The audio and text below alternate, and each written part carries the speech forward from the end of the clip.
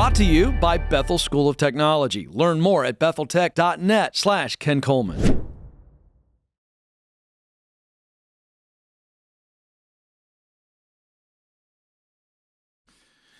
All right, so fascinating story here on workaholics and a country and a little bit of history on this that I think is really, really interesting, and I think it plays into the constant change we're seeing in the world of work.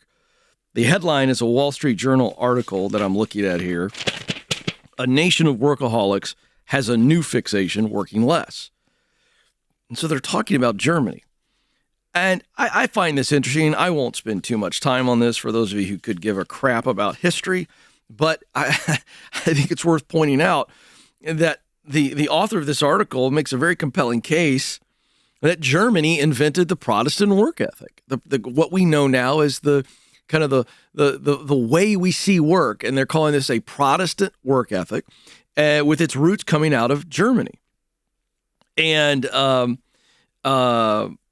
there's a book called The Protestant Ethic and the Spirit of Capitalism, written in 1904 by sociologist Max Weber. And Weber is the one who makes the case that influences this article, and he made the case in that book that the Reformation was a major driver of wealth creation in Northern Europe. I completely agree with that. If you go back, and again, I'm not going to bore your eyeballs out of your head. I can see the guys in the booth, they're already bored. But the Reformation, when that happened, go back to your history books if you care about it, there was an explosion of enlightenment, and progress was the product. So that's all I'm going to say. I absolutely believe that's true. And so when you ignite this mindset around progress, that's where we get this. Let's go get it. Let's go get it. Let's go get it.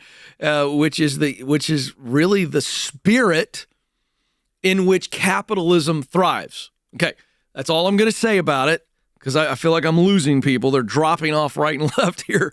But to understand economics and understand drive and the way we see work and why work might shift, I do think it's important. For those of you that care, go research it. For those of you who don't, I got the relevance. Here we go. So here's what's happening in Germany.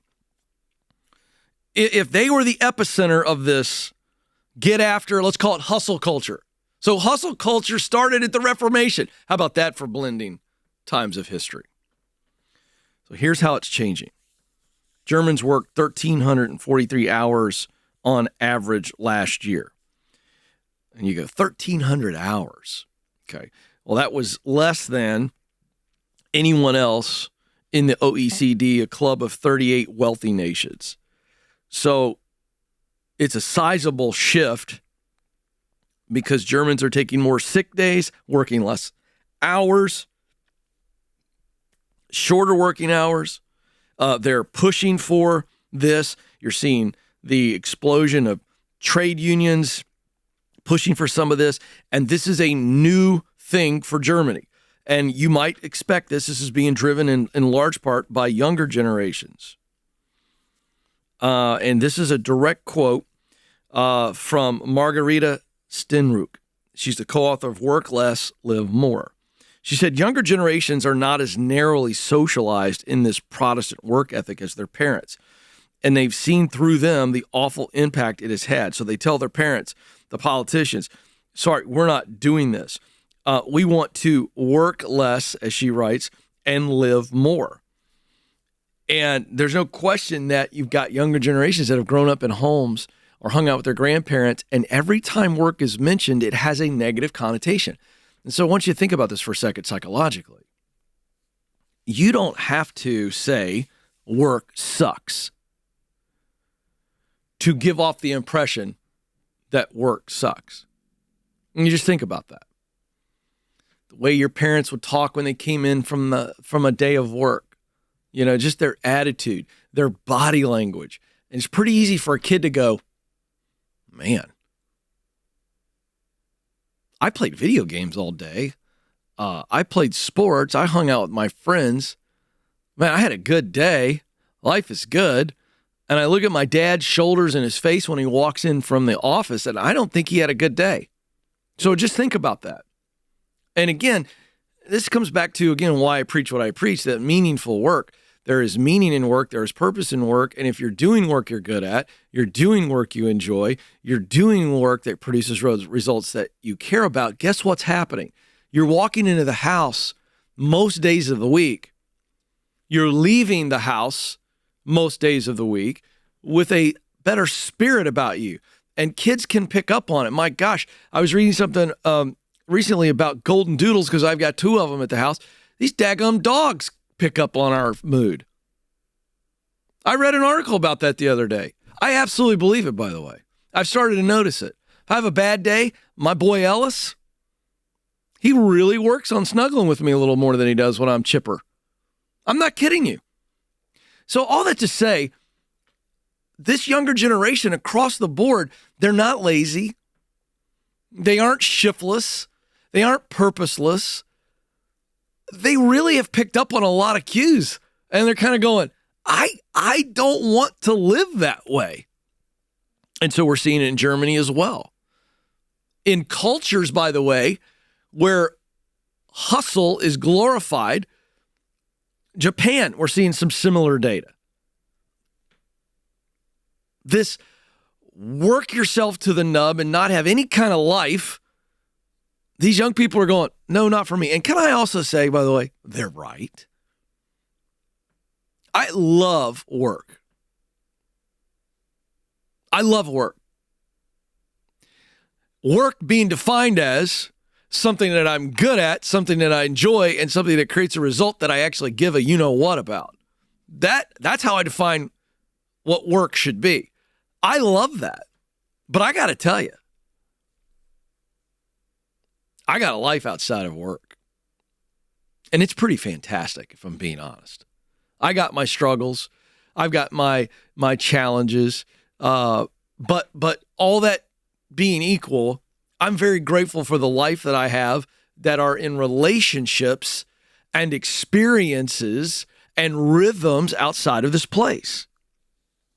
So, it's not shocking that we are seeing a real change. In Germany, 50 companies are now piloting a 4-day work week for a study by the University of Münster, aiming to determine whether less work and full pay might be appealing to workers. I'll go ahead and tell you, we saw this in Britain. We've talked about this on the show. The data is probably going to come back, and they're going to say it is appealing to workers.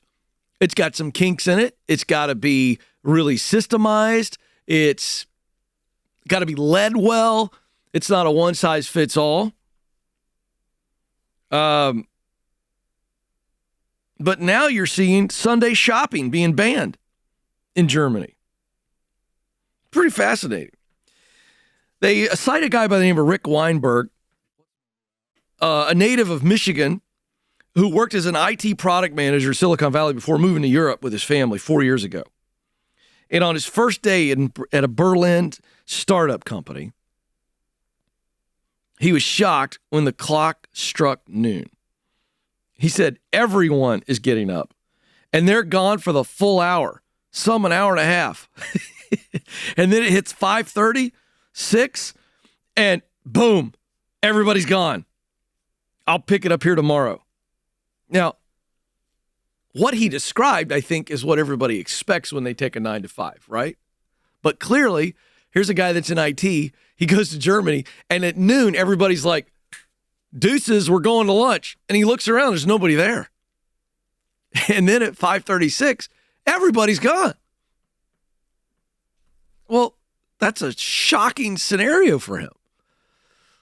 And I think that testimony is what I really wanted to highlight the most. I think people are beginning to really wake up and say, you know what? The rhythms of the past around work, it's kind of nonsense. I'm going to do my job.